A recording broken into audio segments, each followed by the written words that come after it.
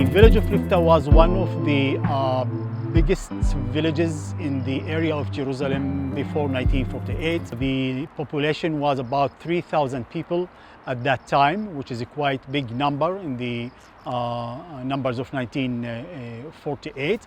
And they had at least 10,000 dunams of land that was cultivated by the families of Lifta, and the land was around the village of Lifta, around the built area of the families, and it reached far areas in the city of Jerusalem today, like what became the French Hill or Mount Scopus, or even some lands very close to the old city of Jerusalem.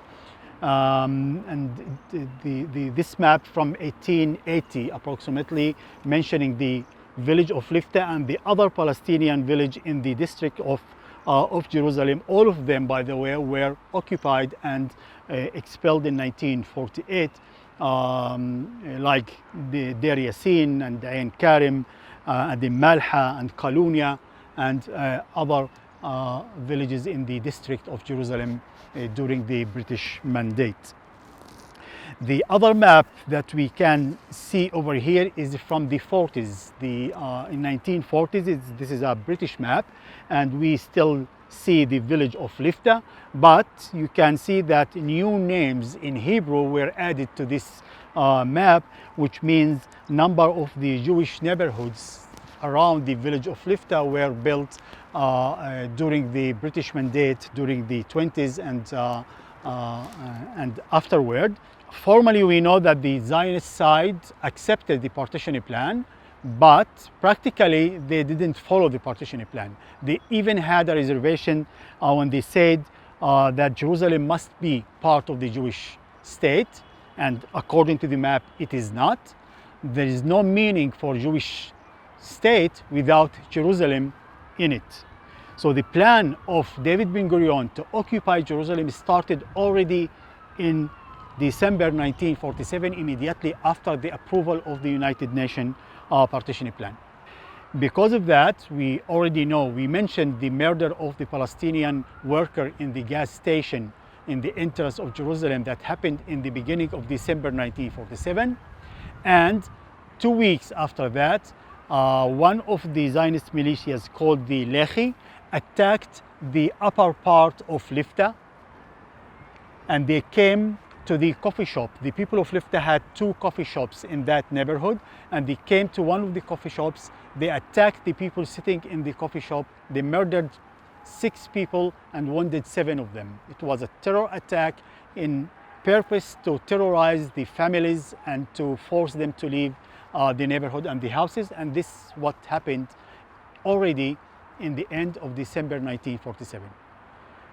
After this terror attack, many families that living in that part of the village moved to live for a while in their relatives and their neighbors' houses, waiting for how the situation will be developed in the coming days. But what happened in the coming days, 2 weeks after that, in the beginning of January 1948, the same Zionist organization came to the empty houses and burned them and blew them up. This second attack caused a lot of fear among the Palestinian families, and gradually we can see that some of the Palestinian families of Lifta leaving their village to safer areas in the area of Ramallah, or the area of what became East Jerusalem, already in January 1948. We are standing in front of the school of Lifta. This is the Palestinian school of Lifta that was built in 1929 and served the village, the children of the Palestinian village, till 1947. As you see today, it's used as a Jewish Orthodox school that's called Talmud Torah Romema. Romema is the name of the neighborhood which was actually part of Lifta before 1948. And very soon we will see some of the remaining houses and villas of the Palestinian families that were in this neighborhood of the village, which was called the Upper Lifta, the upper part of the village of Lifta. As you see, we are in the main road between Jerusalem and Jaffa, which is the historical road between the two most important cities in Palestine till 1948, that became today the main road between Jerusalem and Tel Aviv. And we can see the exit from Jerusalem towards Tel Aviv according to the sign that we see over there. In February 1948, David Ben-Gurion had a meeting for his party that called Mapai here in Jerusalem in King George Street. And we have a quote from his speech in that meeting. He said, "When you come to Jerusalem in these days, through Lifta, Sheikh Badr, Jaffa Street, King George Street, it's all empty of strangers. You will not meet any stranger. It's 100% Jews." But the people of Lifta, the refugees of Lifta that we interviewed, said that correct, most of the families are already outside of the village in February and the beginning of March, but still few families are inside the village. And of course the young men were kept in the village in order to protect the houses or to try to protect their village. What happened in the time between February and the beginning of March, the repeating attacks every week from this area, from the top of the hill towards the center of the village, caused more and more evacuation of people. But the major event was in April 9th, when the neighboring village Deir Yassin was attacked and 120 people were massacred. The others were expelled, all of them. 100% of the village were or massacred or expelled.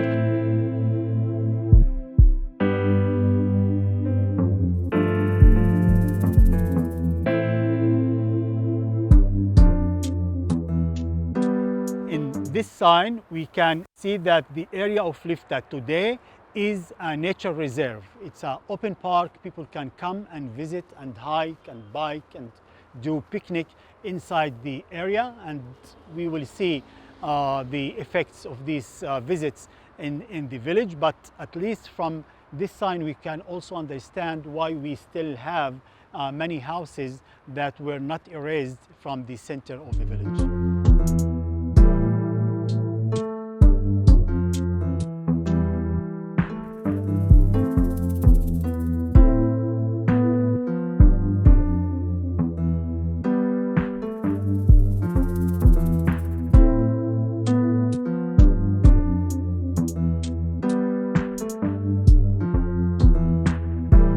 Now we are very close to the water spring of Lifta, which was the center of the village, and it seems to be the beginning of the life of the human beings around the water.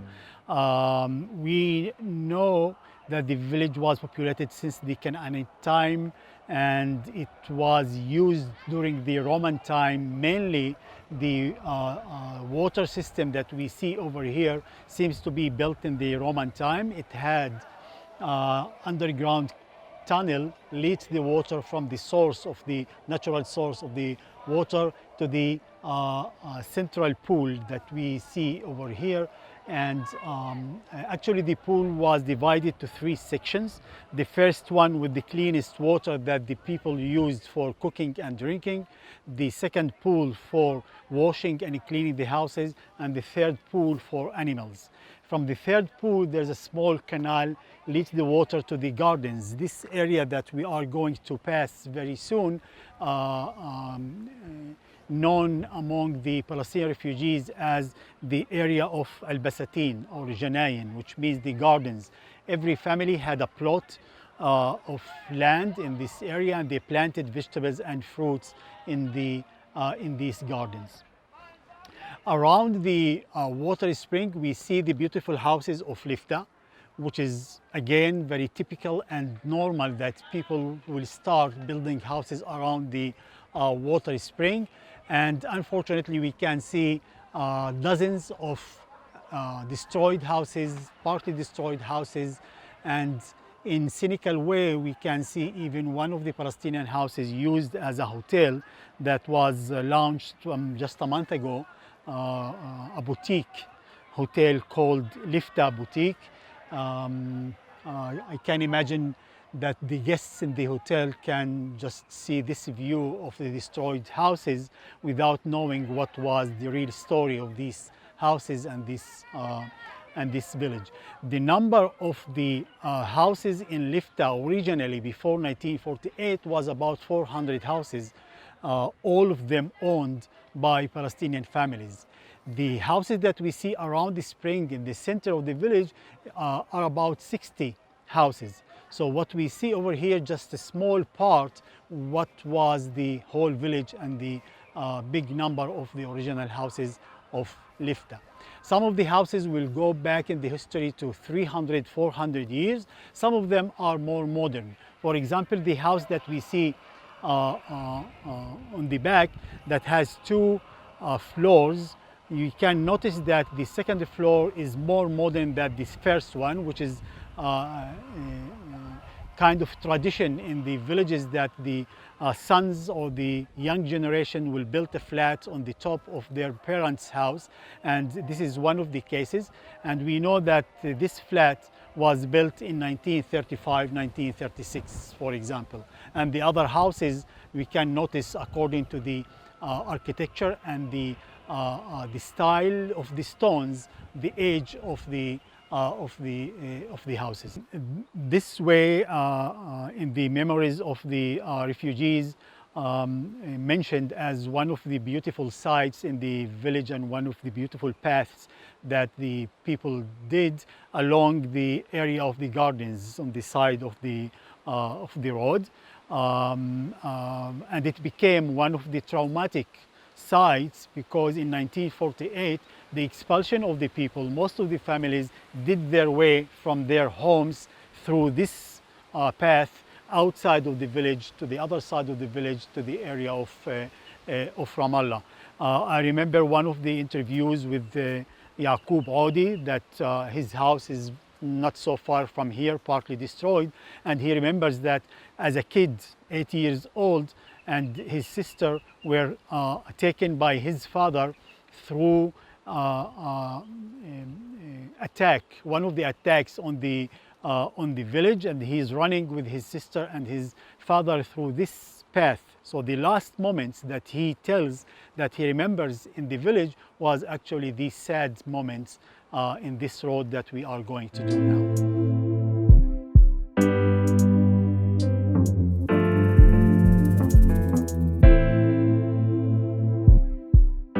As we said before, that after 1948, the Israeli government gave these houses to the Jewish families that immigrated to the country at that time.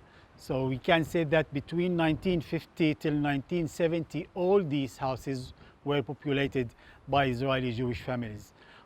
This house specifically belonged to one of the leaders of the village. In Lifta, there were 4 big families, and for each family was a mukhtar, or leader of the family, and all together composed the committee of the village.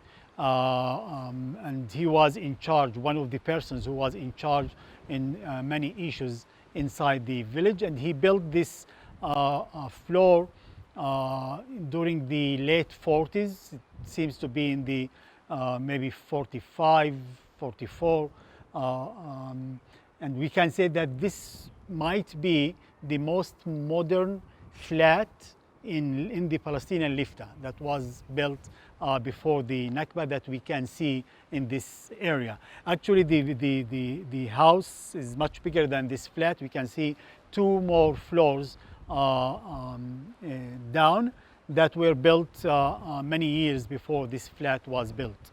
But in our concern, this house was used by the Jewish community that colonized Lifta in the 50s and the 60s as a school for the Jewish kids. So they divided the house, the 3 floors or 2.5 floors, to classes and services rooms in order to create a school for the Jewish kids at that time. So in the 70s, we can say that most of the Jewish families already outside of Lifta, and the automatic steps that will come, as we saw in the other Palestinian villages in other places, that the authorities will come and destroy the houses. But suddenly some Israeli organizations demanded to keep the houses of Lifta, and because they are beautiful, they are old, they are a beautiful architecture that they can learn from them, and also they can create a beautiful park in the village. We are talking in the 70s, Jerusalem had almost no parks or open areas, green areas at that time. So we can say that the combination of these conditions saved the houses that we see over here in.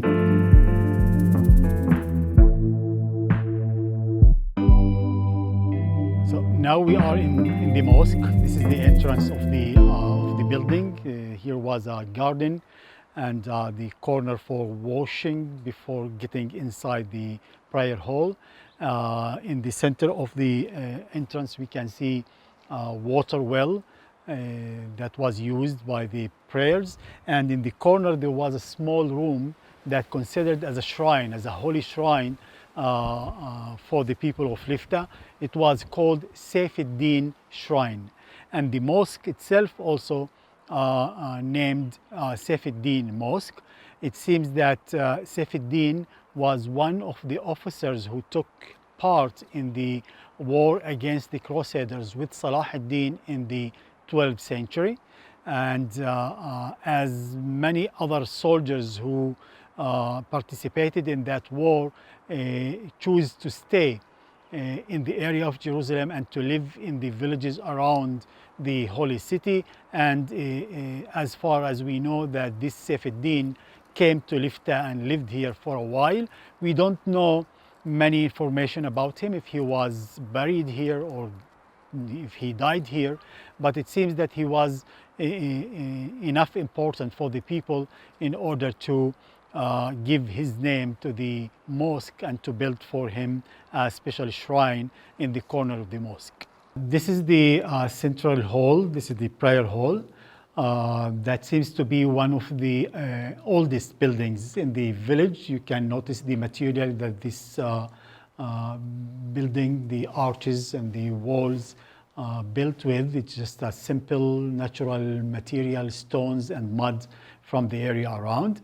I believe that at least the beginning of the building was established in the 12th century around the story of Saifuddin, the person that got the name of the mosque, or the mosque got his name.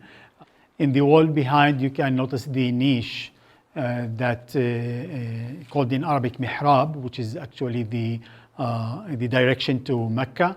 And this is one of the symbols that must be in every mosque. And this is the evidence that this is actually a mosque, to show the prayers which direction they should pray. From this window, we are supposed to see the cemetery again, the same cemetery that we mentioned before, but unfortunately, as I said, it's destroyed and desecrated and not protected. By the way, it's not exceptional case. I go around the country and I see dozens of Palestinian cemeteries in the destroyed Palestinian villages during the Nakba, and all of them are destroyed and the tombs are not respected and not protected. Really, the situation of the cemeteries is very, very catastrophic one.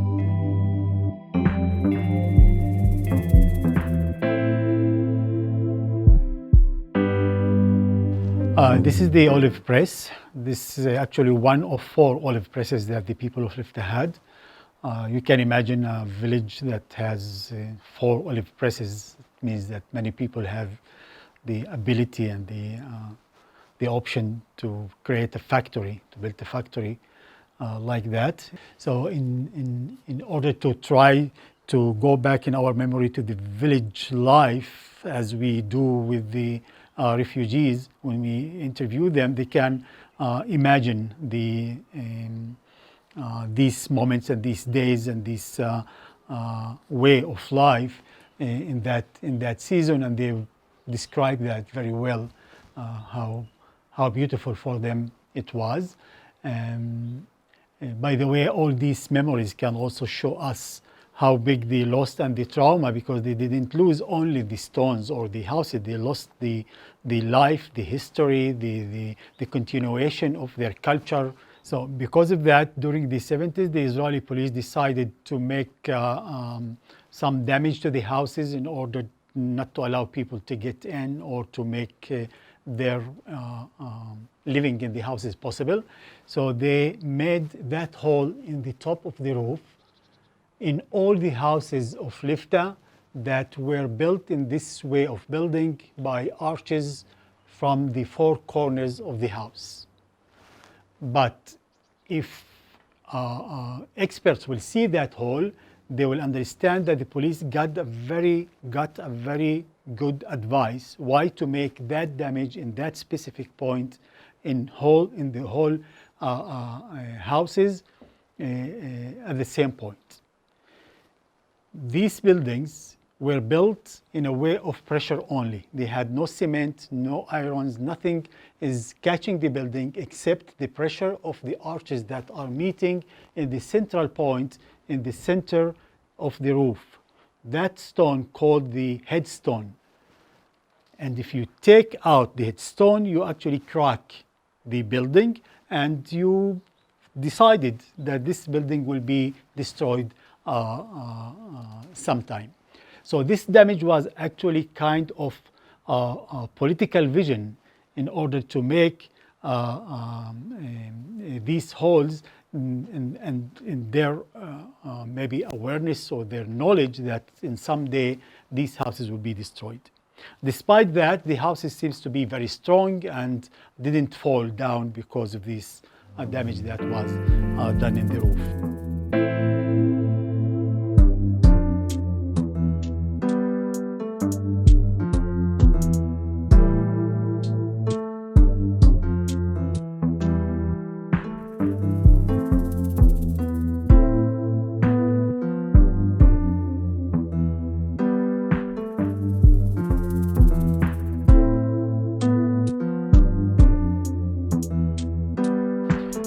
In this point, I want just to remind that the refugees of Lifta are still living as refugees. Big community living in the area of Ramallah, in Kalandia camp and in the city of Ramallah. A few of them living in what became East Jerusalem.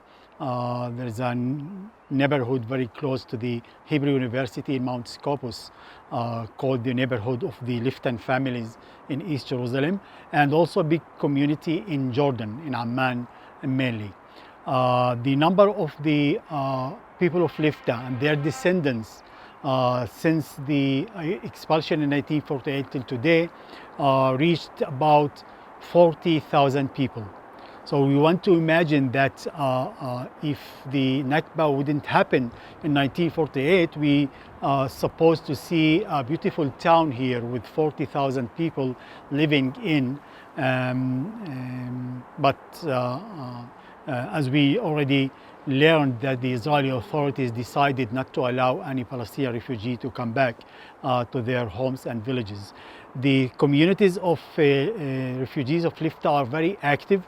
They have 3 offices, one in Jerusalem, one in Ramallah, one in Jordan, and they worked very hard during the last years to publish a book that was published a few months ago about the history of Lifta in Arabic, and they are working on a film. They interviewed the old men and women of the village, and they are working to produce a film telling the story of Lifta, and all of them are still demanding to implement their right to return. And let's hope and let's work that people like the refugees of Lifta and the other Palestinian refugees will manage to implement their right to return and get back their property, at least part of their property in order to start their new life, including justice, real justice for them.